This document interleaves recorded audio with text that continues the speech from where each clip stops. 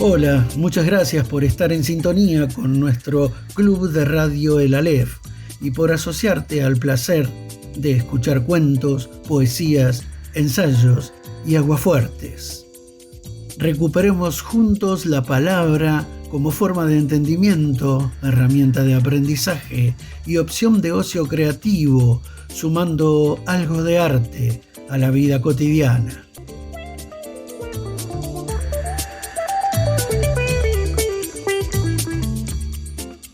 Mi nombre es Edgardo Ariel Ferra, de profesión escritor y lector por vocación. Comparto aquí una antología diversa de autores consagrados y emergentes y textos breves propios. La propuesta es emitir literaturas de toda la Argentina al mundo entero. Asociate sin costo y seguinos en nuestro canal, redes sociales, plataformas de audio, blog y boletín. Somos el Club de Radio El Aleph. Sintonizamos con vos. Pensar la palabra humana como un contacto privilegiado con el mundo. Que las palabras y los gritos pueden venderse, pero no comprarse. Es literatura y lo mejor que le puede pasar es que tenga capacidad de movilizar. La novela es la que permite a la vez la expresión de la crisis y una de las tentativas de la salvación del hombre en esta crisis. Y a la vuelta de la esquina hay gente que es así, tan necesaria. Yo me dejo vivir para que Borges pueda tramar su literatura.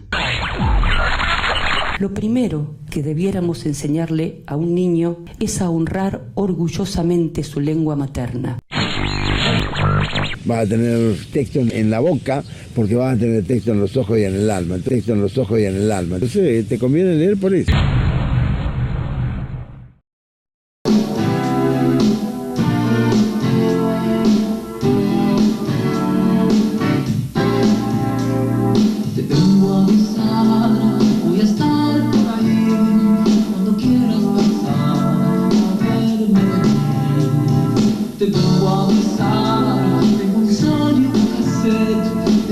Silvia Iparraguirre es profesora en Letras por la Universidad de Buenos Aires. Pertenece al Consejo Nacional de Investigaciones Científicas y Técnicas, CONICET. Dicta cursos de posgrado en la Universidad de Buenos Aires sobre teoría de la literatura. Ha publicado artículos de su especialidad en revistas de España y México y artículos y cuentos en diarios como Clarín, La Voz del Interior de Córdoba, Página 12 y Los Andes de Mendoza. Participó de la revista literaria El Escarabajo de Oro y fue cofundadora de otra revista literaria, El Ornitorrinco. Ha publicado 2 libros de cuentos. En el invierno de las ciudades, en 1988, primer premio municipal de literatura tuvo este libro, y Probables lluvias por la noche, en 1993, de Editorial MC. En marzo del año próximo aparecerá su novela El Parque. Los dejo con la profesora Silvia Iparraguirre. Me gustaría empezar por la palabra taller, que es una palabra que ahora está un poquito, tuvo un momento de esplendor, digamos, hace unos años, y que ahora vale la pena retomar. En principio les quiero decir que yo voy a hablar de acuerdo al taller que hacemos en Buenos Aires, mi marido Abelardo Castillo y yo, en casa, y que lo llevamos adelante desde hace muchos años. Quiere decir que el taller del cual yo voy a hablar, la técnica que nosotros empleamos, el modo en que trabajamos el cuento, porque es un taller de narrativa breve, va a estar asignado justamente por esta experiencia. Es decir, es nuestro taller, es la manera que tenemos nosotros de enfocarlo y que está abierta justamente esta posibilidad a la charla con ustedes. Entonces, ¿en qué consiste un taller en el sentido de la palabra, que la palabra indica, o al menos en el que nosotros lo entendemos?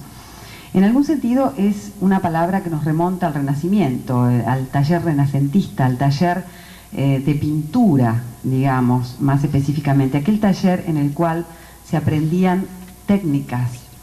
En el taller de los pintores renacentistas, los aprendices, digamos, del pintor, aprendían técnicas que iban desde el mezclado de las pinturas, hasta la química de la preservación de la pintura, es decir, toda una serie de cuestiones que hacen a la técnica de la pintura.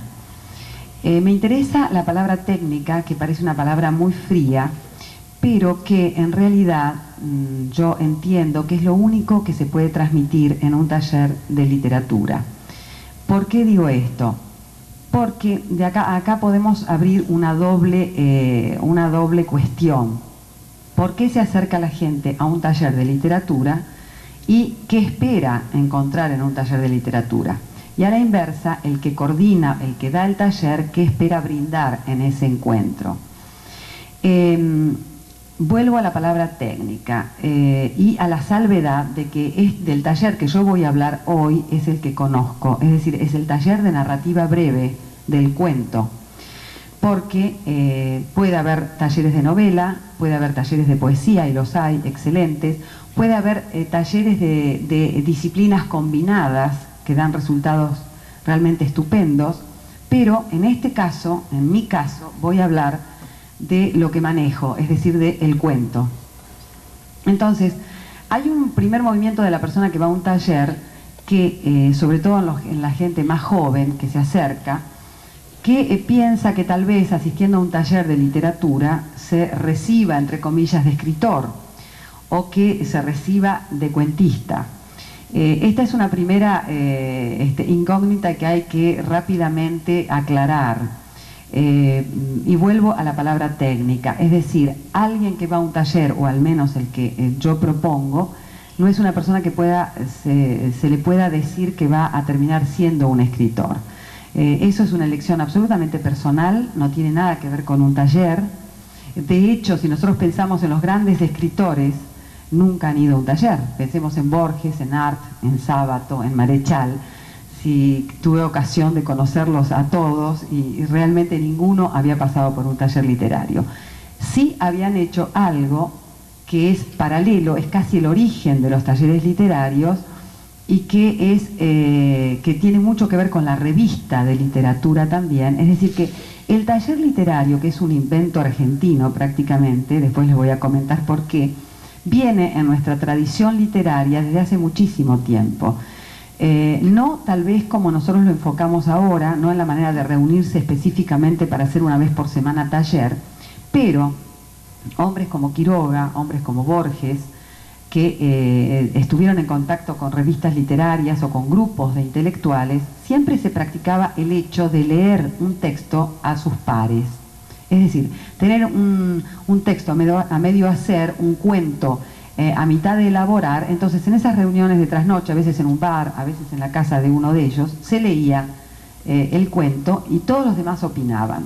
Eso es el principio del taller literario, es decir, poner a consideración de los otros, en general pares, en ese caso otros escritores, a ver qué pasaba con ese texto, si se aguantaba la lectura, cuáles eran sus fallas a criterios de los que estaban escuchando. Entonces, estos escritores no hicieron taller literario en el sentido que nosotros vamos a charlar hoy, pero hay una larga tradición de la reunión, de la tertulia literaria, de la reunión literaria, del café literario, que está desde los orígenes de la literatura argentina, desde Echeverría, digamos, ¿no es cierto? Está desde el principio del principio.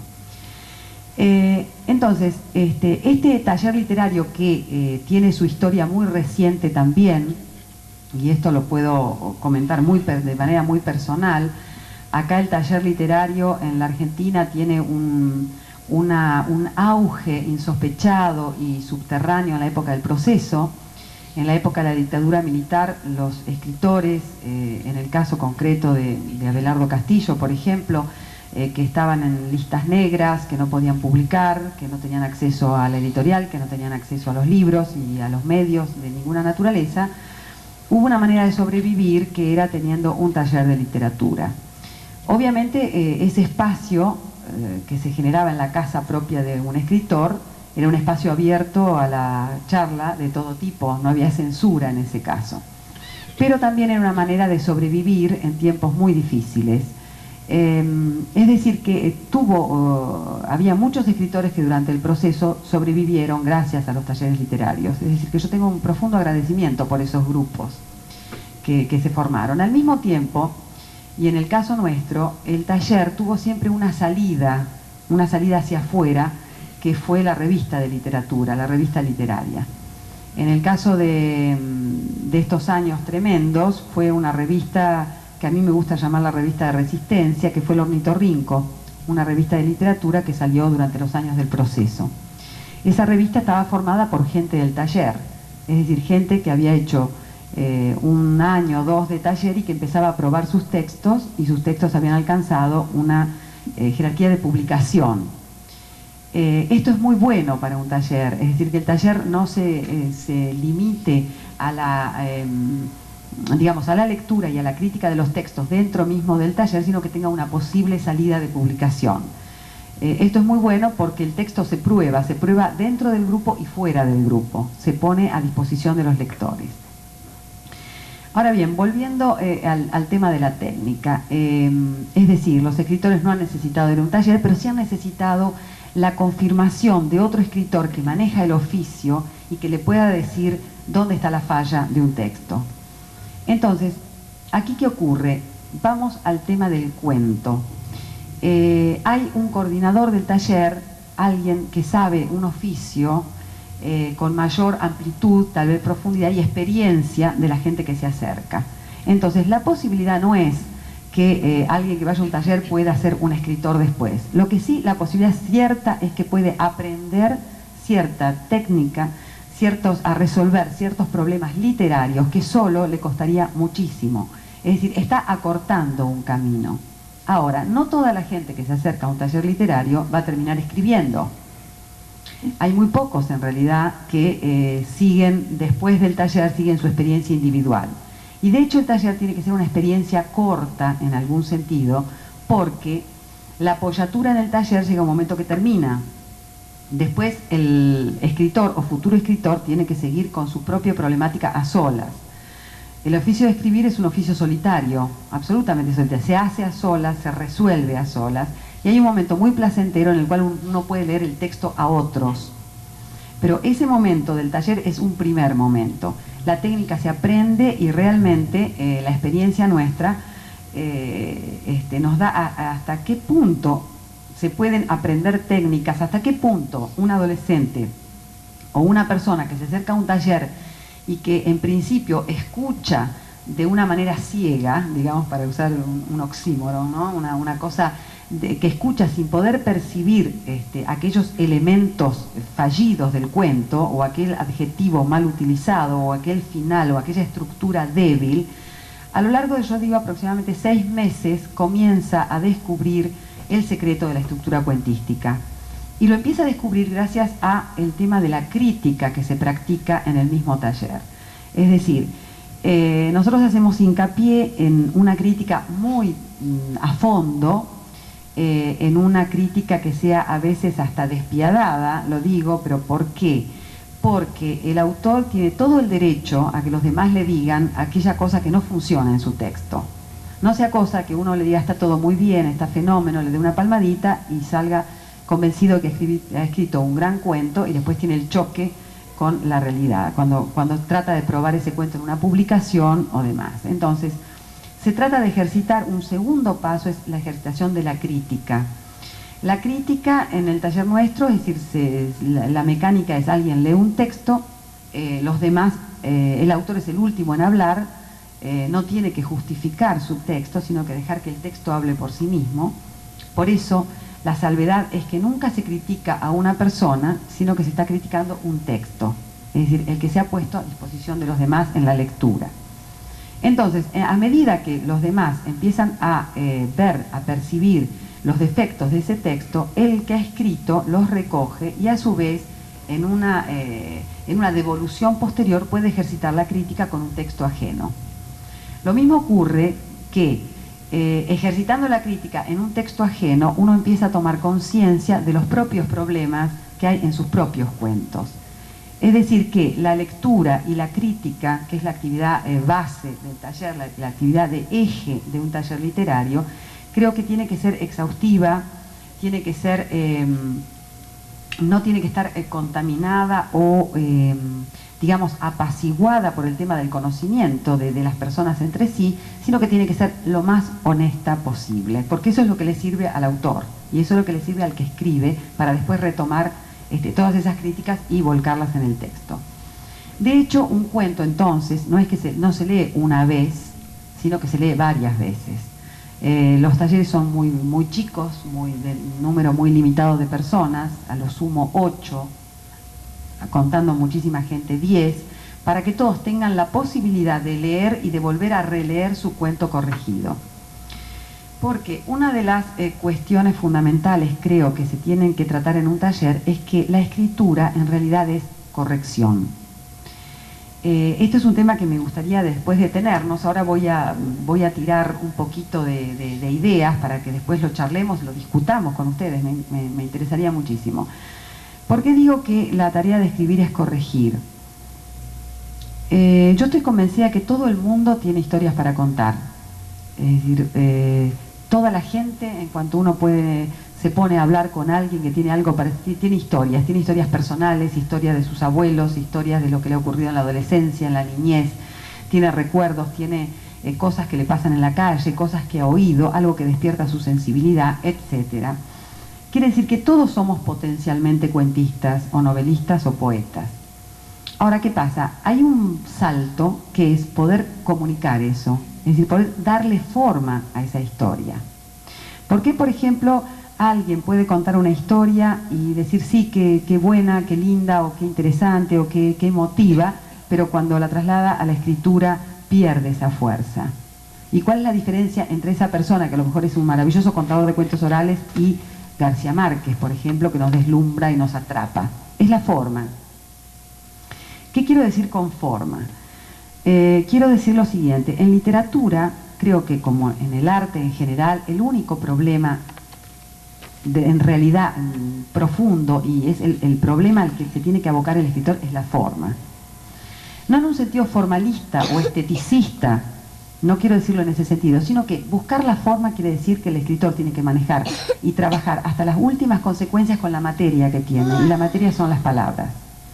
Entonces, el trabajo sobre la forma del cuento es la reescritura de ese texto. Es muy difícil que un cuento salga de una sentada, como decimos, que uno se siente a la máquina y salga un cuento perfecto. Es casi imposible. No le salía a Borges, así que difícilmente podamos decir que haya muchos escritores que les ocurra eso. Hay escritores que sí dicen que no corrigen, pero no estoy muy seguro que eso sea así, o que al menos en las primeras instancias del texto no hayan corregido, y que una vez que largaron ese texto, bueno, ya no quieren saber más con esa novela o con ese cuento. Es posible. Pero la verdadera forma, la verdadera forma literaria que adquiere un texto en los géneros que ustedes quieran considerar, es en el trabajo de corrección de un texto. En principio uno se maneja con intuiciones, con impresiones, está tratando de darle forma a algo que tiene en la cabeza y que es muy difícil después, cuando la traslada al papel, que sea exactamente lo que uno quiere. Es como cuando uno tiene una melodía en la cabeza y silba y le sale horrible. Uno sabe que ese silbido no tiene que ver con la melodía que tiene en la cabeza, tiene que ir perfeccionándolo, acercándolo a ese modelo ideal, a esa historia ideal que uno tiene en su imaginación. Creo que es muy difícil lograr ese ensamble, creo que es muy difícil que uno llegue al cuento ideal. Siempre creo que el escritor está perfeccionándose, y los sucesivos libros de un escritor son esa perfección formal. Hay como un trabajo del escritor sobre sí mismo en el tema de la corrección a través de los años. Y esto tiene que ver, vuelvo un poquito atrás, con un aspecto que me interesa señalar, que aparece en los talleres. Y que aparece en todos nosotros cuando empezamos a escribir. Creo que si ustedes escriben van a sentir que esto les ha ocurrido en algún momento. Cuando un adolescente, cuando empezamos a escribir en la adolescencia, la primera necesidad es expresarse. La primera necesidad es la de expresión, expresar lo que nos está pasando. Entonces aparecen los diarios personales. Yo personalmente llevo un diario desde los 14 años, con intermitencias, con largos periodos que no escribo, pero en ese momento para mí el diario era una cosa fantástica. Es decir, yo ponía ahí todo lo que se me ocurría, lo que inventaba. escribía poemas malísimos, trataba de decir lo que me pasaba y lo que me pasaba en el mundo, que era una cosa muy confusa. En fin, después aparecen los primeros relatos, las primeras esbozos de historias, pero que también tienen que ver con la expresión. Creo que esto se da en todos los géneros, salvo en el teatro, que es un género que por sus características lo podemos ver aparte, pero que de características formales muy específicas. Pero tanto en la poesía como en la narrativa, el primer impulso del que se sienta a escribir es expresar lo que le pasa. Y esto ocurre en los talleres. Los primeros trabajos que traen los adolescentes o la gente que empieza a participar en un taller son de pura expresión. De pura expresión quiere decir que todavía no han alcanzado un nivel, llamémosle literario por lo pronto, entre comillas, que alcance la comunicación, que es la instancia siguiente, y es ahí donde entra para qué sirve un taller. Les doy un ejemplo. Seguramente cuando uno escribe en el nivel de la pura expresión, está contando algo que a uno le ha ocurrido o que para uno es conmovedor. Pongamos el término conmovedor, o que para uno es jocoso o divertido. Entonces puede ocurrir la experiencia, y generalmente ocurre, que cuando se lo lee a otro, el efecto que ese texto produce no es el que uno esperaba. Es decir, en el otro no causa una emoción, o no se conmueve, o no se ríe. Entonces nos causa un gran estupor pensar que si a nosotros nos parece ese texto tan conmovedor, tan nuestro, tan íntimo, como la otra persona no se conmueve. Entonces acá es el gran salto que se supera en esos primeros famosos 6 meses de taller, y que es la diferencia que va entre la expresión y la comunicación. Yo creo, y creo que ustedes comparten esto, que todo arte es fundamentalmente comunicación. Cuando nosotros estamos viendo una película, el director, los actores, todo ese conglomerado de sistema de signos que estamos viendo que constituye una obra de arte, que es un film, nos está comunicando algo. Si la película es buena, fantástico. Si es mala, nos levantamos y nos vamos. Pero estoy hablando de buen cine, nos está comunicando algo. Una gran novela o una obra de teatro nos conmueve o nos dice cosas o nos indigna porque está planteando algo a lo mejor de la realidad y nos está comunicando algo. El arte es comunicación. Además de todas las cosas que podemos decir, pero fundamentalmente comunica. Si está cortada la comunicación, se queda en una cosa onanista propia nada más que del autor, algo críptico y cerrado. Entonces, el primer impulso es expresarse, pero el segundo que se trabaja, y ahí empieza el trabajo de taller, es lograr que ese texto adquiera la dimensión de la comunicación. Entonces ahí, en este momento del taller, comienza la parte que yo llamaría teórica. Hablo siempre del cuento, después podemos ampliar, acerca de lo que han dicho los grandes cuentistas de su propio oficio. Tenemos textos maravillosos sobre el arte de contar cuentos. En principio, y acá voy a hacer una pequeña digresión que siempre me gusta hacer sobre el género cuento. Ustedes saben que el género cuento es el más antiguo que tenemos, el más antiguo que tiene la humanidad, incluso muy anterior a la novela. La novela pertenece a la época de la escritura, el cuento es anterior a la escritura, es decir, anterior a la historia. Hay un larguísimo periodo del cuento en el cual el cuento tiene milenios de vida oral. Es el cuento folclórico, el cuento de hadas, las maravillosas recopilaciones que han hecho los europeos de los cuentos que todos conocemos, la Cenicienta, los cuentos de hadas, la Bella Durmiente, que tienen además insólitos gemelos en Asia. Es decir, por ejemplo, el cuento de la Cenicienta, el del zapatito, tiene en India y en China casi paralelos exactos, idénticos. Quiere decir que estos cuentos hicieron una travesía enorme durante siglos de comunicación entre Europa y Oriente, entre mercaderes, hablo de transmigraciones de pueblos incluso, que llevaban estas narraciones, porque no es casual que tengan casi el mismo tema, casi los mismos motivos literarios, ¿no? Es decir, el cuento conoce una muy larga vida oral, de oralidad. Y paradójicamente, el cuento, tal como lo conocemos hoy, tiene una cortísima vida de formalización moderna, podemos decir así. Es decir, esa larga vida oral, que después fue recopilada, recogida, sistematizada por Prop en Rusia, pero recogida por los Grimm, y llegada a nosotros en los cuentos de hadas que hoy los chicos leen, tiene, por otra parte, una contrapartida en un poeta y escritor extraordinario del siglo pasado, que es Edgar Poe. Poe es el padre del cuento contemporáneo, es el padre de toda la cuentística contemporánea, porque él formaliza el género cuento escrito, que ya se escribía, por supuesto, pero es el que le da la forma que todos los escritores contemporáneos han tomado. Nosotros, desde Borges, Cortázar, Quiroga, todos han trabajado el cuento en el sentido poeniano del término. ¿Y qué quiero decir en el sentido poeniano? Poe, en dos textos, lo que yo no sé si ustedes les quiero comentar, que Poe no es solamente el autor de las famosísimas y infinitamente traducidas historias extraordinarias y de terror, los cuentos a veces mal llamados de terror de Poe, sino que es el autor de una considerable obra de teoría, de ensayo, de una ensayística, realmente de una lucidez apabullante, y que nos es, cuando la leemos, tremendamente contemporánea. Estamos leyendo a un hombre que se anticipó decenios a su época. A mí particularmente me deslumbra ese hombre porque su inteligencia era casi sobrenatural para el momento en que le tocó escribir. Hay que hacer una simple acomodación para pensar que mientras Poe escribía era la época de los cowboys, es decir, la gente se estaba matando a tiros en el oeste, era todo el folclore que nosotros conocemos por las películas de cowboys. Bueno, estaba este hombre escribiendo sobre estas cuestiones que no fueron entendidas realmente en su época, como suele ocurrir. Bueno, Poe formaliza el cuento en dos textos que son como canónicos para el cuento. Uno es la filosofía de la composición, donde él explica cómo escribió un poema, cómo escribió El Cuervo, que es uno de los poemas más famosos de él, y el otro es una crítica a un libro de Nathaniel Hawthorne, un autor contemporáneo del que él admiraba mucho.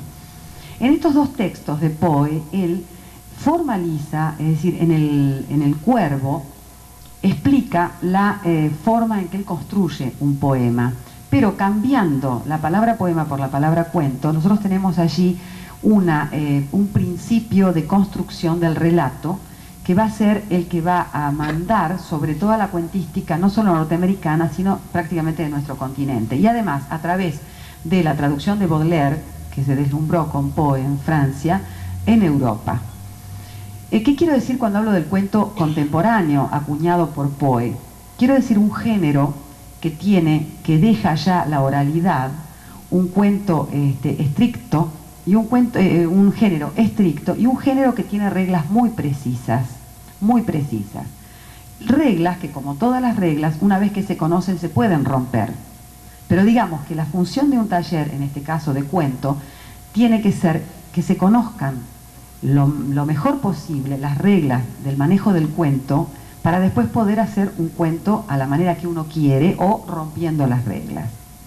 Pero los cuentos de Quiroga, los cuentos inolvidables de Borges, de Quiroga, de Cortázar, están armados con este trasfondo, que es el trasfondo poeniano. Sobre todo Quiroga tenía una influencia muy directa, incluso temática, ¿no?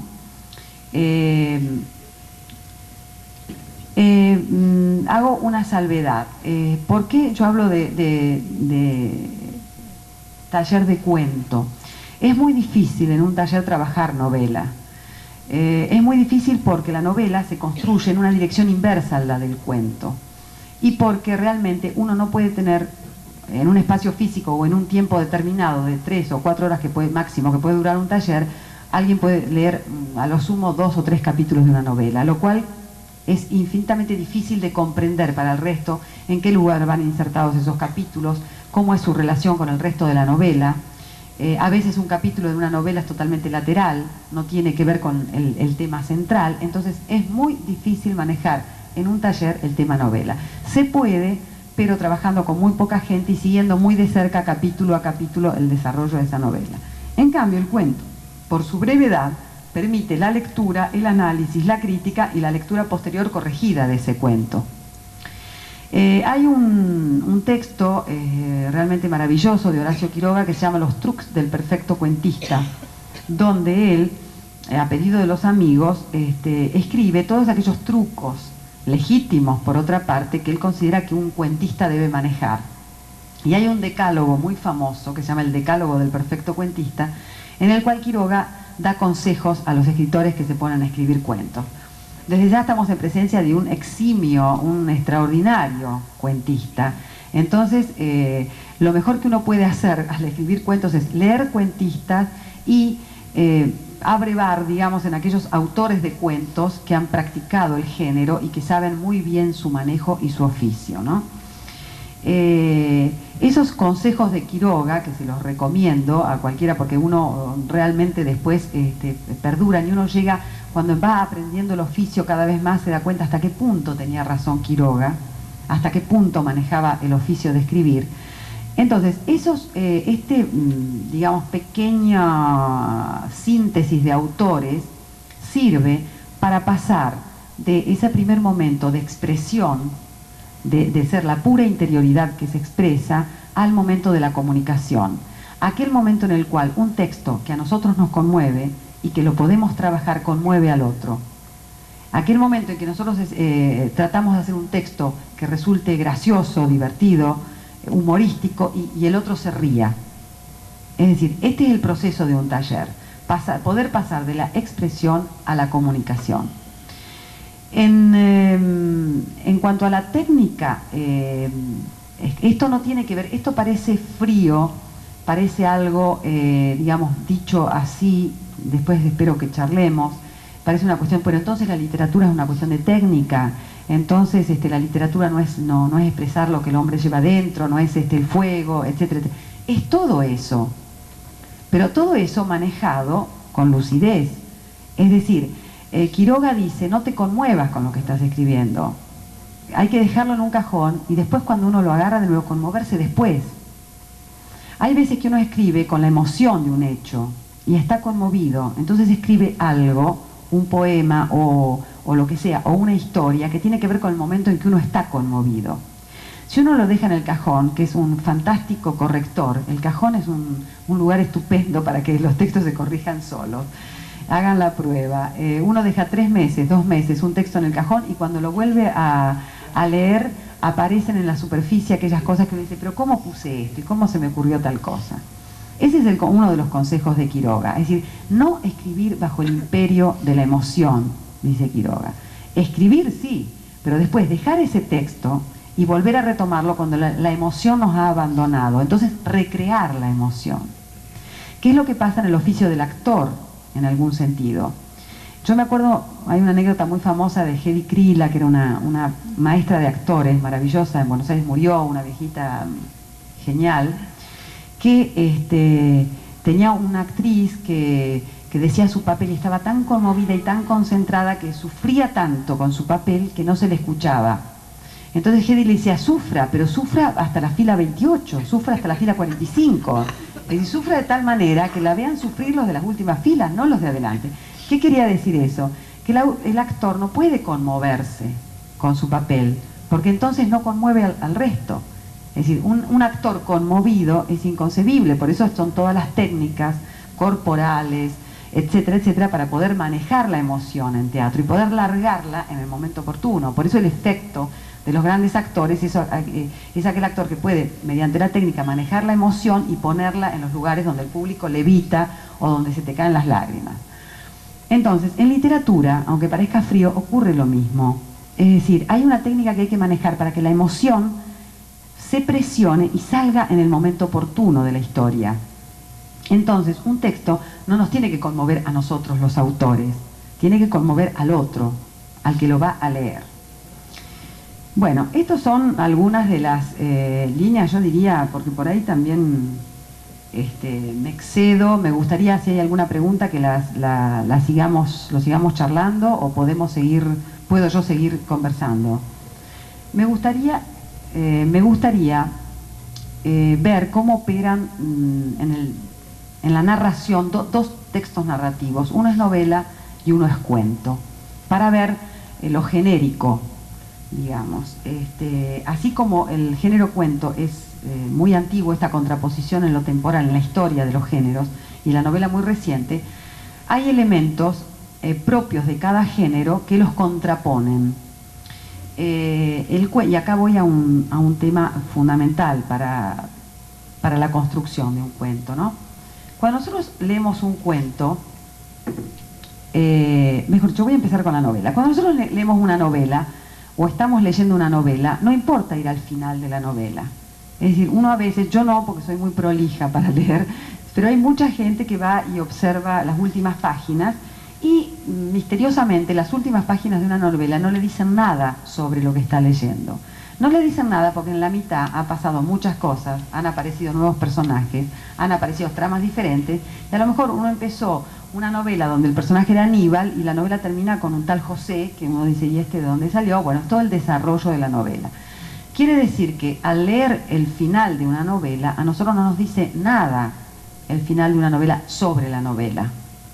Porque la novela opera y transcurre en la dirección del tiempo, es decir, en la dirección de la lectura. En la novela lo importante es el transcurrir de la lectura para llegar a un final. Todo lo que la lectura va incorporando de los personajes que van apareciendo y la complejización de ese mundo novelístico hasta llevarnos a un final, que puede ser abierto, que puede ser un final de cualquier tipo. En cambio, cuando nosotros leemos un cuento, difícilmente querramos ir al final. Esto opera hasta con el chiste oral. Nadie quiere que le cuenten el final, porque en el final está el secreto del cuento. Y esto tiene que ver con la profunda historia del cuento. Nadie quiere que le cuenten el final de un cuento porque es como que lo frustra el cuento. ¿Por qué es esto? Porque el cuento es una estructura cerrada, al revés que la novela, no opera en la dirección del tiempo, sino que opera, yo diría, en el espacio, en el punto. Y el punto de un cuento es el final. ¿El final por qué? Porque el final, como dice Cortázar, tiene que operar de trampolín psíquico del cuento. Cuando uno termina un cuento dice, ¡ah! Y quiere volver al principio, a ver, pero entonces, ¿cómo llegamos hasta aquí?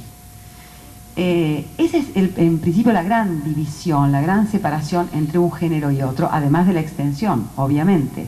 Y además de otros elementos que yo voy a conversar ahora. Pero en realidad, la cuentística poeniana y la cuentística que de los autores que yo he mencionado, se basan en este tema del final del cuento, de la estructura y del final. Decía Chekhov, si hay una escopeta cargada en el primer renglón, el tiro tiene que salir en el último. ¿Qué quería decir esto? Dicho por Chekhov, uno de los cuentistas más maravillosos y universales y una devoción mía personal. Que la tensión planteada en la primera línea del cuento tenía que destaparse y hacer eclosión en la última. Quiere decir que el cuentista tiene que ser tan hábil de atrapar al lector en la primera línea, arrastrarlo durante todo el cuento y revelarle el conflicto del cuento en el final del cuento. En este sentido, un cuento es un sistema riguroso en el cual todas las palabras y todos los hechos tienen que ir en esa dirección de esa flecha. Digamos, cuando nosotros recordamos para siempre El almohadón de plumas de Horacio Quiroga, ¿se acuerdan ese cuento tremendo de la recién casada que va adelgazando y poniéndose pálida, bla, bla, bla, bla, y que al final termina que hay un bicho, una garrapata en la almohada? Todos los elementos que astutamente, y acá uso la palabra astucia en el mejor sentido, todos los elementos que ha puesto Quiroga son para que el lector vaya en una dirección, vaya atrapado por ese misterio e incluso anticipándole que puede haber algo terrible, y el lector todavía quiere saber más hasta que llega a esa develación final donde se queda despavorido, porque realmente es un cuento de horror, como manejaba muy bien Quiroga. Es decir que los elementos de un cuento, los elementos composicionales de un cuento, trabajan de una manera distinta que los elementos composicionales de una novela. La novela en sí admite cantidad de tramas paralelas, admite multiplicidad de personajes, admite cantidad de anécdotas y admite, obviamente, la extensión en el tiempo. El tiempo de la novela, que es uno de los grandes temas del género, es un tiempo que puede ser desde un día, puede ser unas horas, como en el caso de Joyce, por ejemplo, el Ulises, que transcurre en 16 horas en la vida de Leopoldo Bloom en Dublín en 1916, o sea, un hombre que se levanta y son esas horas, y que es un libro de un porte enorme, hasta 40 años, o 3 generaciones, o 100 años. Es decir, la novela no tiene límites. No tiene límites para tratar el tiempo de la narración. El tiempo de la novela es el tiempo que el propio escritor de novelas quiere darle. La trama de la novela es la trama que el escritor quiera darle. Puede haber multiplicidad de personajes, por ejemplo, en La Guerra y la Paz de Tolstoy hay una cantidad de anécdotas laterales, hay un eje, está la invasión napoleónica, nada menos, está toda la guerra, toda la paz, y está la tremenda maestría de Tolstoy que lleva las riendas de todo eso, lo mismo que en Ana Karenina, ¿no? Hay un eje, pero hay una multiplicidad de personajes enormes. Quiere decir que la novela es un género muy plástico, muy contemporáneo, y que la novela noveliza los otros géneros. Es decir, si en una novela el autor quiere en el capítulo 5 escribirla en forma de teatro, lo puede hacer. Si en una novela el autor quiere poner 5 poemas, puede ponerlos. Si en una novela el autor quiere, como Cortázar, en el libro de Manuel, poner noticias de diario e incorporarlas a la trama novelística, puede hacerlo. Quiere decir que la novela es un género de una plasticidad enorme. Admite los otros géneros y admite la famosa intertextualidad, es decir, la incorporación de otras voces, lo que llamó Bakhtin la polifonía, que es típica de la novela, las varias voces de la novela. En cambio, el cuento, en su estrictez, digamos, admite una sola anécdota, muy pocos personajes y muy poca descripción, porque así como la novela a veces avanza en términos descriptivos, es decir, uno puede describir un paisaje, puede describir un personaje y la novela avanza, en un cuento de 5 páginas, si uno dedica 1,5 páginas a describir, está mal, está desequilibrado, porque el cuento no puede admitir, por su brevedad, no puede admitir, digamos, una excesiva descripción. Tampoco el cuento es un género de personajes. Ojo que estoy haciendo esto en una especie de esquema sobre el cual nosotros podemos traer cantidad de cuentos que no hacen esto, ¿no es cierto?, pero cuyos autores conocen al dedillo las reglas para romperlas. Estamos hablando del cuento poeniano, del cuento quiroguiano, incluso del cuento cortázariano en algún sentido. Quiere decir que el cuento tiene un registro más breve, más conciso, más concentrado, y que se dirige al lector como esa flecha con un efecto. El cuento quiere producir un efecto en el lector y lo consigue por concentración. En cambio la novela lo consigue por expansión. Son géneros antagónicos. Y no quiere decir esto tampoco ninguna jerarquía. Son géneros absolutamente pares. Lo que pasa es que son absolutamente distintos. Me acuerdo una cita de Faulkner, novelista extraordinario norteamericano, que decía que para él, y viniendo de un novelista es algo fantástico, él decía que el género más alto de las letras es la poesía. Después venía el cuento y después la novela. La poesía porque puede cifrar en un grado enorme de concentración una cantidad de sentimientos. Es decir, uno lee un poema y queda como cargado de lo que el poeta nos quiso decir. En el cuento el grado de concentración también es grande, pero ya es más expansivo. Y la novela, él la ponía como último, digamos como el último género. Esto viniendo de un novelista, es curioso, de un gran novelista como Faulkner, estaba hablando de su género, digamos, lo ponía al final, ¿no? Entonces, por estas características creo que es posible hacer un taller en base a la narrativa breve, y es más complicado el taller con respecto a la novela. No hablo de poesía porque de poesía soy lectora, no puedo hablar de poesía.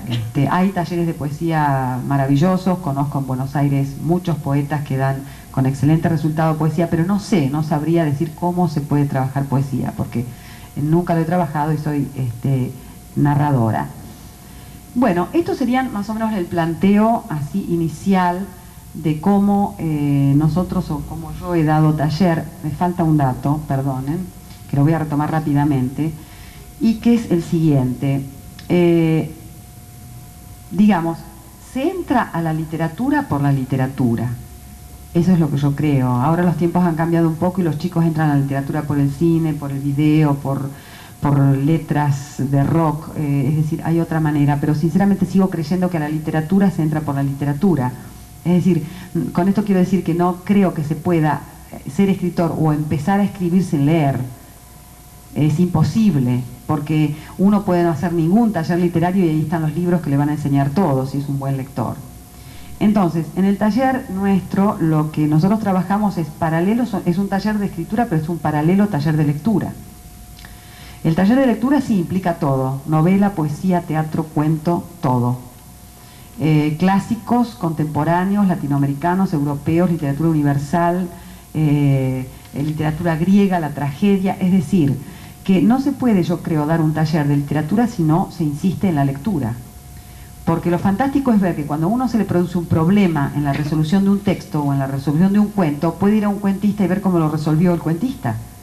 Y ahí ya está haciendo su propio taller.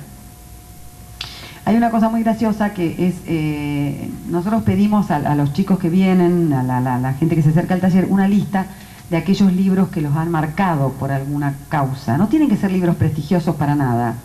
En general los adolescentes ponen libros así como La Odisea, como libros que ya saben que son como famosos, ¿no? Inmediatamente se descubre que nunca pasaron por sus manos, ni que tuvieron nunca la intención de tenerlos entre sus manos. Pero es muy válido el tema por dónde entró uno a la literatura. Puede ser por el Pato Donald, puede ser por la historieta, puede ser por... En mi caso, por ejemplo, me acuerdo de la colección Robin Hood, donde cuando tenía 9, 10 años leí un libro fascinante que después descubrí que estaba requete achicado, que era el Robinson Crusoe, que fue después mi libro de cabecera, que es un libro que amo especialmente.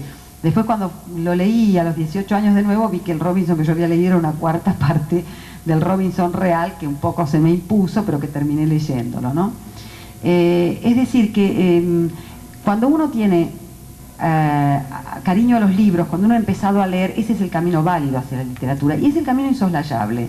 No se puede escribir si simultáneamente no se lee, porque escribir viene del amor a las palabras y el amor a la literatura. Esto no voy a descubrir la pólvora ahora.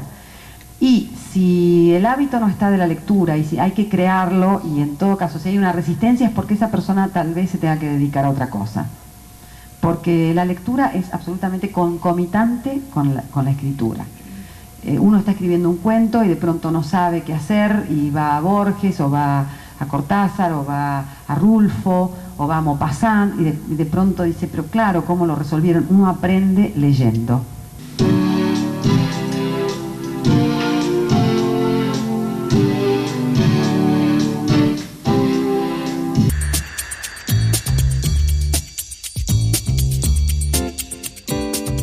Hasta aquí compartimos otra emisión del Club de Radio El Aleph.